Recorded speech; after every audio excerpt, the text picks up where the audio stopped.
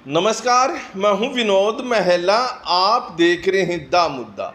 इस दफ़ा हरियाणा में जो थोड़ी हवा है वो कांग्रेस को लेकर बताई जा रही है और कांग्रेस यह बात मान चुके हैं कि 3 महीनों के बाद जब चुनाव होंगे तो कांग्रेस पार्टी जीत हासिल करेगी और सत्ता में आएगी। हालांकि यह समय बताएगा कि ये कांग्रेसियों के जो मंसूबे हैं क्या वो पूरे होंगे या फिर नहीं पूरे होंगे।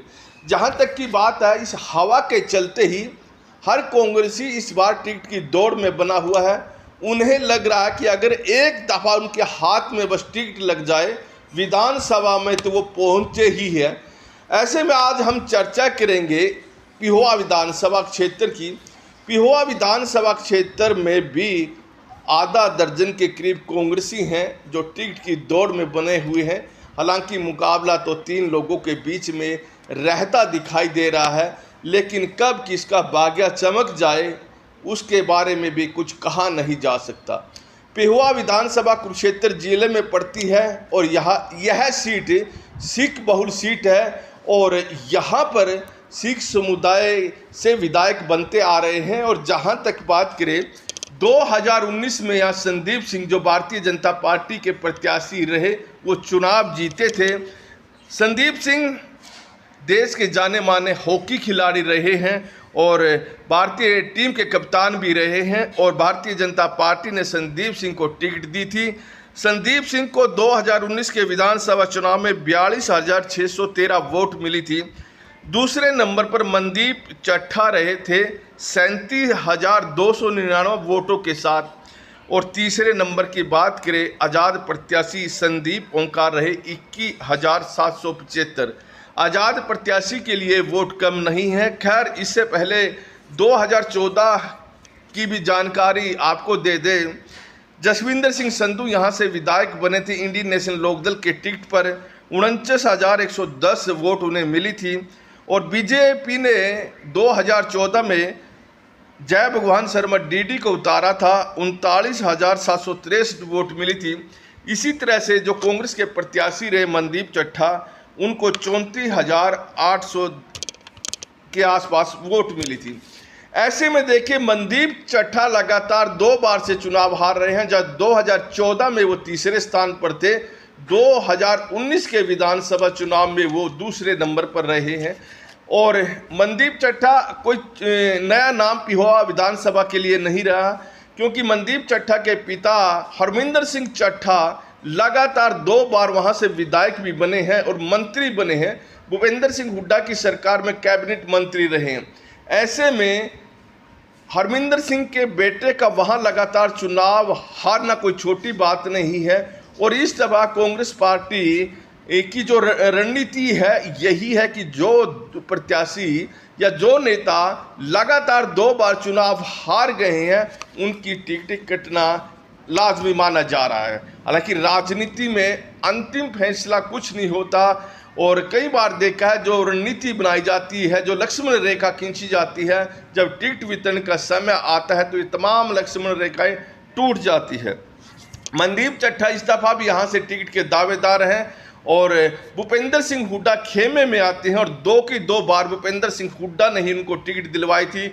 और कई ऐसे चेहरे हैं जो भूपेंद्र सिंह हुड्डा खेमे में आते हैं। तो ये चेहरे हैं हरमनदीप सिंह विर्क, ये युवा नेता है और टिकट की मांग कर रहे हैं। इसी तरह से हरप्रीत चीमा बताते हैं इनके जो मामे हैं बोर गांव में है, रिश्तेदारी पड़ती है और पिहोवा विधानसभा से इन्होंने भी दावा ठोक रखा है। और इसी गुट के सतविंदर सिंह टिमी ये भी इस दफ़ा दावा ठोक रहे और बताया यह जा रहा है कि सतविंदर सिंह टिमी की पिछली दफ़ा भी लास्ट समय में टिकट कटी थी और सतविंदर सिंह टिमी प्रदेश अध्यक्ष रह चुके हैं युवा कांग्रेस के।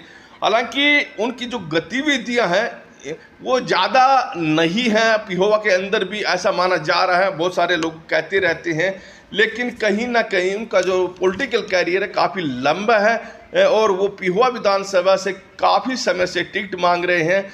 उम्मीद कर रहे हैं कि सतविंदर सिंह टिमी को इस दफ़ा टिकट मिल जाएगी। हालांकि उनकी जो नज़दीकियां हैं वो कांग्रेस के राष्ट्रीय अध्यक्ष मल्लिकार्जुन खड़गे से बताई जा रही है। जब सतविंदर सिंह टिम्मी यहाँ प्रदेश अध्यक्ष युवा मोर्चा के हुआ करते थे, उस समय मल्लिकार्जुन खड़गे यहाँ के प्रभारी थे। ऐसे में सतविंदर सिंह टिम्मी इस दौड़ में हुड्डा खेमे के जितने भी नेता हैं उनमें सबसे आगे दिखाई दे रहे हैं, इसमें कोई दो राय नहीं।